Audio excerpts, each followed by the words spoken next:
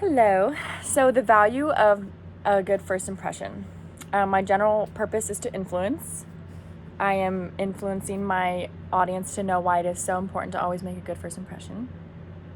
So, for those of you who have ever had a job, for example, the interview is the most nerve-wracking part. You want to come off as you're more than qualified for this job. You're genuinely happy. You're very hardworking, and you will do whatever it takes to get this job and to show them your great work ethic. So, for example, I bet majority of us have had at least one job in our lives, or most of us right now are currently working, whether it is a part-time job at Subway or a full-time job at a real estate company, whatever it is. We have all had to be interviewed to get those jobs, and I assume that was the hardest part. So if we didn't have those good first impression, we may have never gotten that call back. So in order to prepare for this speech, I conducted research. The benefits of giving a good first impression in any scenario of life. Without making a good first impression in the workforce, meeting people, etc., you may not be benefited with the results you were hoping for, or even that extra bonus. So basically, there's a lot of vibes and traits that people give off when they meet someone new for the first time and they don't know who they are, things like that. It can come off as very nerve-wracking, especially with people with social anxiety, stuff like that. You may slip too much information or seem like you don't care too much, or you don't care enough. You may sound dull and boring, sounding fake or too self-promoting.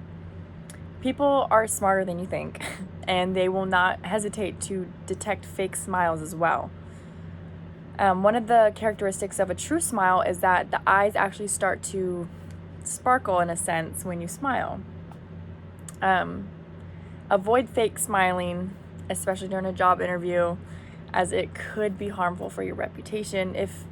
Yes, you obviously aren't going to be like monotone the whole time and look like you're not genuinely happy, but a fake smile is definitely detected.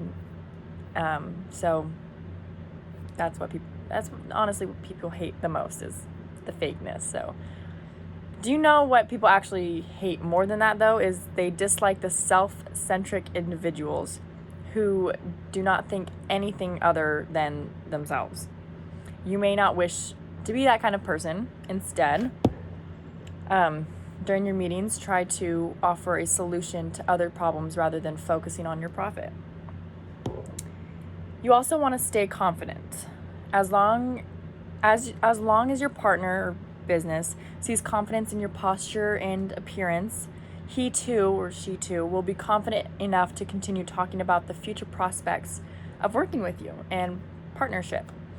Remember that no one wishes to develop a business relation with someone who is not confident about himself. Would you spend your time with a person who has no idea what they're doing, or who has no intention of wanting to know what they're doing? Probably not. So look straight into their eyes during this meeting with your clients, boss, or colleagues. And did you know that even dogs find it insulting when someone has fluctuating eye contact behavior? Imagine what a human being must feel like if you keep your eyeballs rotating around his or her face and avoid staring directly into their eyes. It's a little uncomfortable. So ways to practice making a good first impression. Here we go. Attention. It is not about being in their personal business as much as it is showing the other person true interest in the first step. And the second step, pulling out those details during conversations to show them that you remember them. And third, making a connection with them so they can start to see you in a new way. The most important part of communication is actually not speaking. It's listening. Be sure to be a good listener, and you will find mutual respect. Finding respect in other people will give you those brownie points into getting what you want. Next, we have rebuild. While you may not be able to delete the memory, you can make new ones. So this is aside from job interviewing. This is meeting people in the real world. You can make new ones. If you got off on the wrong foot with someone, all is not at loss. Don't worry, don't panic. Everybody's given a second chance no matter what is said.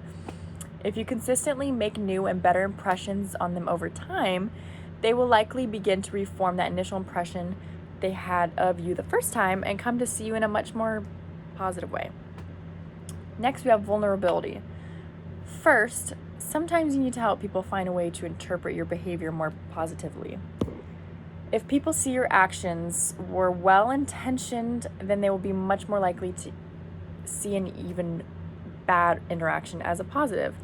For example, if you are having a conversation with somebody and somebody notices that somebody's calling them, right? It is rude to, be on your phone or answer a phone call. If you're having a conversation with somebody, especially if you don't know them, you're trying to get off on the right foot. But let's say it is a loved one and it is an emergency and you get on the phone with them and, you're telling them, oh my gosh, my mom's in the hospital. I gotta go. I'm sorry. That's okay.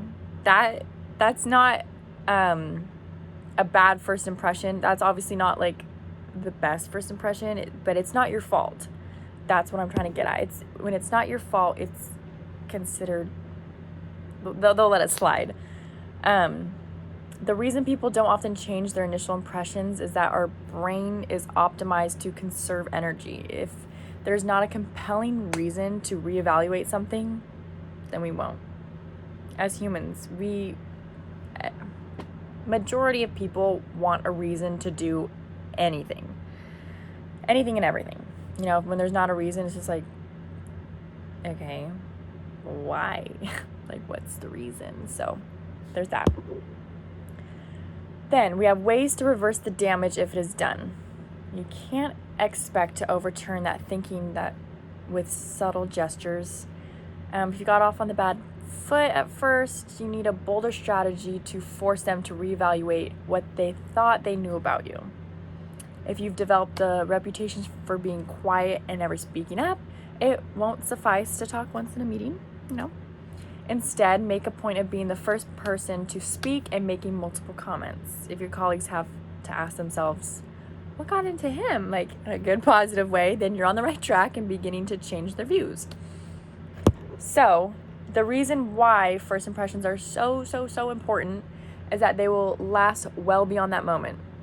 People remember that first impression from then and there to usually the rest of their lives. Oh, so-and-so, have you ever met her? Oh, yeah, I met her once. It was awful. She had the worst attitude, blah, blah, blah. She was rude. Wow, you only met her once? Yeah. See what I mean? People remember. So if you build positive momentum with customer relationships and, any relationship for that matter, and make excellent impressions right off the bat, it can build into something really special.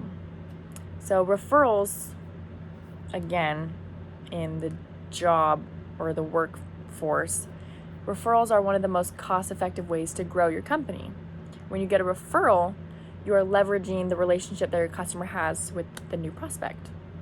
If you are able to generate first impressions that are better than the rest, then you could cultivate profitable customers for life, so your business can succeed now and go forward.